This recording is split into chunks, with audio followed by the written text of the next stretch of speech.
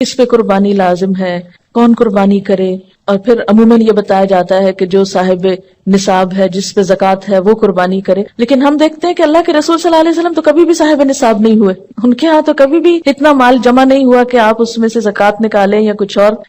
وہ تو جو آتا تھا دے ڈالتے تھے. اور یہاں تک حالت تھی تنگ دستی کی کہ حضرت عائشہ رضی اللہ تعالیٰ عنہا سے روایت ہے کہ جب سے آل محمد مدینہ میں آئے، یعنی آپ صلی اللہ علیہ وسلم کی فیملی جب سے مدینہ میں آئی، کبھی مسلسل 3 رات تک گندم کے آٹے کی روٹی سے سیر نہیں ہوئی، یہاں تک کہ آپ صلی اللہ علیہ وسلم وفات پا گئے. یعنی 3 دن بھی مسلسل روٹی نہیں پکی آپ کے گھر میں تھرو آؤٹ مدنی پیریڈ، پھر بھی آپ قربانیاں کرتے رہے. تو یہ قربانی پھر اصل میں کیا ہے؟ محبت کا اظہار ہے. اس کے لیے ضروری نہیں کہ آپ کے پاس اتنا سونا ہو یا اتنی چاندی ہو یا اتنا بزنس ہو یا اتنا بینک بیلنس ہو. بس آپ دیکھیں کر سکتے ہیں تو کر لیں. ایک قربانی بھی سارے گھر کی طرف سے کافی ہو جائے گی. لیکن محبت کے اظہار کے طور پر اللہ تعالیٰ نے خود جو طریقہ بتایا، کیونکہ آپ یعنی ویسے بھی محبت کے اظہار کے لیے تحفہ دیا جاتا ہے، لیکن جب آپ کو پتا چل جاتا ہے کہ فلاں شخص کو یہ چیز بہت پسند ہے، تو آپ کی پھر کوشش کیا ہوتی ہے کہ میں وہ دوں جو اس کو پسند ہے. اس لیے جب یہ باتیں کی جاتی ہیں نا کہ غریبوں کو روپیہ دے دینا چاہیے اس دن، اور فلاں چیز دے دینی چاہیے، اس پیسے کو فلاں کام میں استعمال کر لینا چاہیے، فلاں سڑک بنوا لینی چاہیے، فلاں پل بنوا لینا چاہیے، سب باتیں اپنی جگہ ہیں. لیکن آج آپ کے محبوب کو پسند ہے کہ آپ ایک جانور قربان کریں. یہ سارا سال پل بنوائیں، سڑکیں بنوائیں، جو مرضی کرائیں، لیکن آج اس کو کون سا تحفہ پسند ہے آپ کی طرف سے؟ جانور قربان کرنا. کیوں؟ اس لیے کہ آپ کاغذ کا روپیہ کسی کے ہاتھ میں دیتے ہیں نا تو وہ فیلنگ نہیں آتی.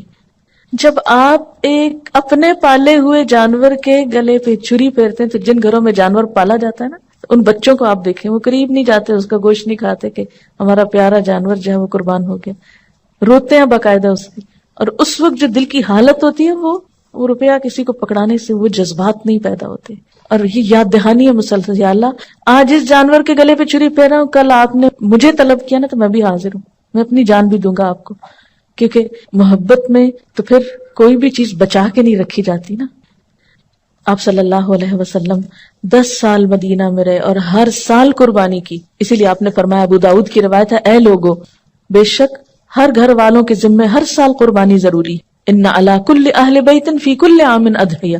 اب یہ الگ بات ہے کہ اگر بالکل پیسے نہیں ہیں اور مطلب نہیں کرنے کے قابل ایک بھی، تو کوئی بات نہیں، کیونکہ بہت لوگ بہت ہی غریب ہوتے ہیں. قربانی دراصل محبت کے اظہار کی ایک علامت ہے، اور اس کے لیے بہت زیادہ فقہی مسئلوں میں پڑھنا، اس پہ جائز ہے اس پہ ناجائز ہے، یہ کرے یا نہ کرے، وہ کرے یا نہ کرے، بہت کچھ پوچھنے کی ضرورت نہیں. اپنے آپ کو ٹٹولیں، دیکھیں کیا دے سکتے ہیں کیا نہیں دے سکتے، اور کر لیں جو کر سکتے ہیں. نہیں کر سکتے تو آئندہ کے لیے کوئی ترتیب سوچیں اسی طرح کی کہ جس سے آپ کچھ کر سکیں. اور اگر کوئی وسعت کے باوجود قربانی نہ کر سکے تو اس کے بارے میں کیا فرمایا کہ جسے قربانی کرنے کی وسعت اور طاقت ہو اور وہ قربانی نہ کرے، وہ مسلمانوں کی عیدگاہ میں حاضر نہ ہو. اب یہ ہے کہ بعض حالات واقعی ایسے ہوتے ہیں کہ انسان نہیں کر سکتا، کوئی جان بوجھ کے نہیں ایسے کرتا، ہمت نہیں ہے. مثلا ایک شخص کی مہینے کی آمدنی 3000 روپے ہے، وہ تو بچوں کا دودھ بھی نہیں پورا کر پا رہا، 2 وقت کی روٹی نصیب نہیں، وہ کہاں سے قربانی کرے، چاہے اس کا دل کتنا بھی روتا ہو. ایسا شخص کیا کرے؟ ایسے لوگوں کو بھی اللہ نے ثواب سے محروم نہیں رکھا.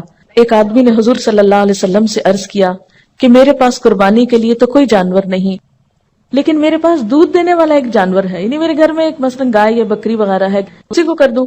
آپ نے فرمایا نہیں، اس کو نہیں کرو، کیونکہ اسلام جو ہے نا ایک اعتدال والا دین ہے، دوسروں پہ ان کی وسعت سے بڑھ کے بوجھ نہیں ڈالتا. آپ نے فرمایا نہیں، بلکہ تو عید کی نماز کے بعد اپنے بال، ناخن اور مونچھیں کٹوا اور اپنے پوشیدہ بال مونڈ لے، بس اللہ تعالیٰ کے نزدیک یہی تیری پوری قربانی ہے.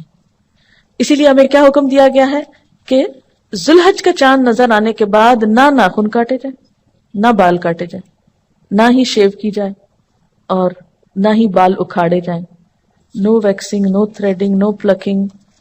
اور عید کی نماز کے بعد کیا کیا جائے؟ کیونکہ عام طور پر تو کیا ہوتا ہے، عید کی تیاری میں لوگ اپنے آپ کو سنوارتے بناتے ہیں، بچوں کے بال کٹوائے جاتے ہیں، حجامت کروائی جاتی ہے. لیکن اس عید کے موقع پر عید سے پہلے کچھ نہیں کرنا. عید کی نماز کے بعد جب دوسرے لوگ جانور کاٹ رہے ہوں گے تو آپ کے پاس جانور کاٹنے کو نہیں، تو اپنے ناخن کاٹ لیجئے، یہی آپ کی قربانی ہو گئی. یعنی جس کے پاس وسعت نہیں، اور جس کے پاس وسعت ہے قربانی کرنا ہے، اس کے لیے بھی یہی حکم ہے. اور حاجی جو حج کرنے جا رہے ہوتے ہیں تو احرام کی حالت میں بھی ان بالوں کو، ناخنوں کو آپ ٹچ نہیں کر سکتے. تو اس طرح حج والے اور قربانی والے اور بغیر قربانی والے سب ایک چیز میں تو شریک ہو سکتے ہیں نا.